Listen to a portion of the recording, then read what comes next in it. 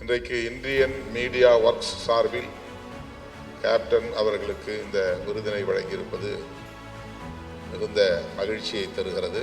என்னுடைய 35 ஆண்டு கால பொது வாழ்வுக்கு, அந்த பொது பணிக்கு, மக்கள் பணிக்கு நீங்கள் தந்திருக்கிற அங்கீகாரமாக நான் எண்ணி பெருமைப்படுகிறேன்.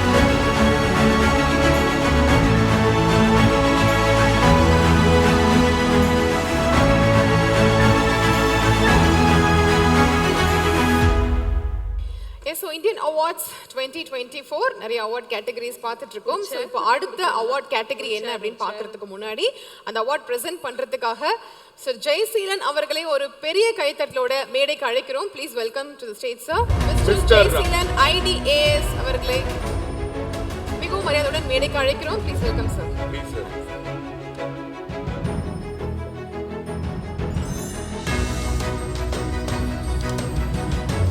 பிரசிடென்ட் வந்துட்டாங்க.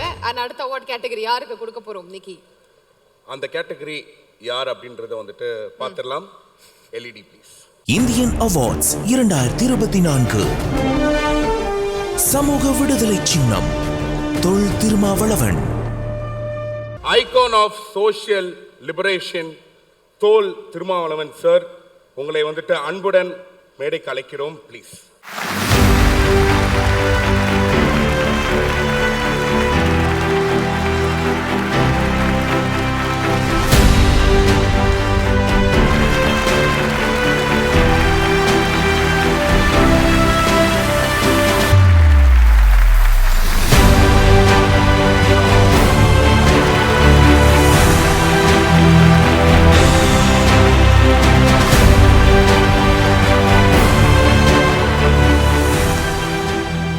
சமூகத்துக்காக வந்துட்டு நிறைய விஷயங்கள் நீங்க இருந்திருக்கீங்க. நிறைய இடத்துல உங்களோட குரலும் வந்துட்டு கேட்டிருக்கு. So few words from you sir. Indian media works சார்பில் இந்த சிறப்பை எனக்கு செய்ததற்காக என்னுடைய நன்றியை முதலில் உரித்தாக்குகிறேன். அவார்டு ஒருவருக்கு தர வேண்டும் என்று என்னை அழைத்தார்கள். ஆனால் இப்போது எனக்கே அந்த விருதினை வழங்கியிருப்பது அதிர்ச்சியாகவும் மகிழ்ச்சியாகவும் இருக்கிறது. ஜான் அவர்கள் பேசிக்கொண்டிருந்தார். தொடர்ந்து இது 3வது ஆண்டாக நாங்கள் நடத்தி வருகிறோம். இந்த ஆண்டு உங்களுக்கு இந்த சிறப்பை செய்வதில் எங்களுக்கு மகிழ்ச்சி என்று அவரது மகிழ்ச்சியை என்னோடு பகிர்ந்து கொண்டார். கேப்டன் விஜயகாந்த் அவர்களுக்கும் இங்கே விருதினை வழங்கி அவருடைய அருமை துணைவியார் தேமுதிகவினுடைய தலைவர் இன்றைக்கு அதை வழிநடத்தி கொண்டிருக்கிற அன்பு சகோதரி பிரேமலதா அவர்கள் இங்கே வந்திருப்பது மிகுந்த மகிழ்ச்சி அளிக்கிறது. அவர் நம்மை விட்டு மறைந்து ஓராண்டு நிறைவு பெற இருக்கிறது. ஆனால் அவர் நம்மை விட்டு மறைந்தார் என்று எண்ண தோன்றவில்லை. நம்மோடு இருக்கிறார் என்கிற உணர்வுதான் இன்னும் இருக்கிறது. ஏற்கனவே அவரோடு நான் இன்னொரு விருது வழங்குகிற நிகழ்ச்சியில் கலந்து கொண்டேன். அதை ஏற்பாடு செய்திருந்தது தான் ஜி குழுமம். அப்போது அந்த விருதினை நான் அம்மையார் அவர்களுக்கு வழங்கக்கூடிய ஒரு வாய்ப்பை பெற்றேன். இன்றைக்கு இந்தியன் மீடியா ஒர்க்ஸ் சார்பில் கேப்டன் அவர்களுக்கு இந்த விருதினை வழங்கியிருப்பது மிகுந்த மகிழ்ச்சியை தருகிறது. எனக்கு ஐக்கன் ஆஃப் சோஷியல் லிபரேஷன் சமூக விடுதலைக்கான அடையாளம் என்கிற பெயரில் இந்த விருதை வழங்கி என்னை சிறப்பித்திருக்கிறீர்கள். என்னுடைய 35 ஆண்டு கால பொது வாழ்வுக்கு, அந்த பொது பணிக்கு, மக்கள் பணிக்கு நீங்கள் தந்திருக்கிற அங்கீகாரமாக நான் எண்ணி பெருமைப்படுகிறேன். அதற்காக என்னுடைய நன்றியை உரித்தாக்குகிறேன். Super sir. Icon of social liberation நம்மளுடைய தோல் திருமாவளவன் சார் கூட இருக்காங்க. உங்களுக்கு இந்த அவார்டை பிரசன்ட் பண்றதுக்காக லெட்ஸ் வெல்கம் இல்லை அவார்டு தாண்டி சார் இந்தியன் மீடியா ஒர்க்ஸ் வந்துட்டு இந்த இவங்களோட பயணம் வந்துட்டு ரொம்ப பெரிய பயணம் சார். இது நாங்கள் ஃபஸ்ட்டே சொல்லியிருந்தோம். அண்ட் நீங்கள் இந்த அவார்ட் ஷோக்கு வந்ததுக்கும் எங்களுக்கு வந்துட்டு ரொம்ப ரொம்ப பெருமை.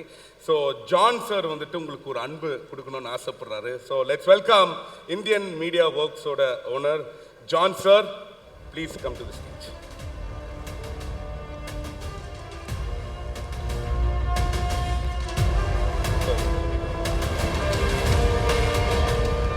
Wow.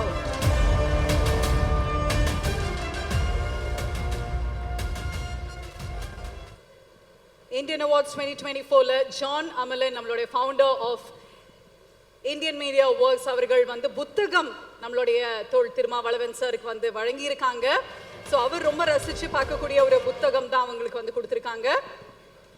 Okay sir. இல்லை சார், நீங்கள் கொஞ்சம் சார் எனக்கு என்னென்னா சார் நிறைய விஷயங்கள் சோஷியலி ரெஸ்பான்சிபிளாக வந்துட்டு இருக்கீங்க சார். எனக்கு என்னென்னா உங்களோட ஃப்ரீ டைம்னு ஒன்று இருக்குமா சார்? ஃப்ரீ டைம்னு இருந்தால் நீங்கள் என்னெல்லாம் விஷயங்கள் சார் பண்ணுவீங்க? பொது வாழ்க்கை என்பது மிகவும் கடினமான ஒரு வாழ்க்கை. நம்முடைய நேரத்தை, நம்முடைய செயல் திட்டத்தை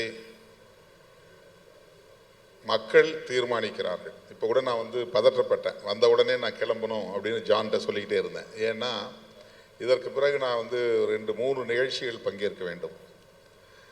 அதன் பிறகு நான் சிதம்பரம் தொகுதிக்கு இரவோடு இரவாக பயணிக்க வேண்டும்.